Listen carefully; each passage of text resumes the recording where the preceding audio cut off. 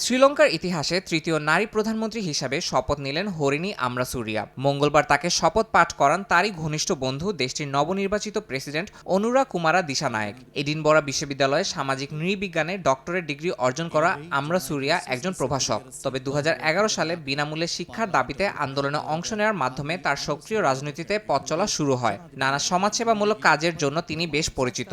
এছাড়া নারী ও শিশু উন্নয়নের বিভিন্ন বিষয়ে গুরুত্বপূর্ণ ভূমিকা রেখে আসছেন তিনি। এদিন আমরাসুরিয়ার পাশাপাশি পররাষ্ট্রমন্ত্রী হিসাবে বিজিতা হেরাতকেও শপথ বাক্য পাঠ করান প্রেসিডেন্ট দিশানায়েক।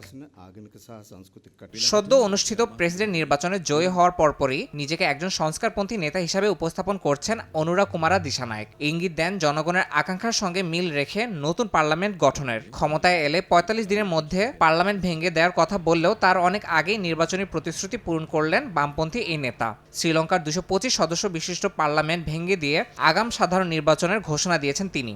নির্ধারণী সময়ের এক বছর আগেই আগামী ১৪ নভেম্বর অনুষ্ঠিত হবে সাধারণ নির্বাচন। এর আগে দেশটিতে ২০২০ সালের আগস্টে সর্বশেষ সাধারণ নির্বাচন অনুষ্ঠিত হয়। এতে অনুরার বামপন্থী জোট ন্যাশনাল পিপলস পাওয়ার বা এনপিপি পার্লামেন্টে মাত্র ৩টি আসন পেয়েছিল।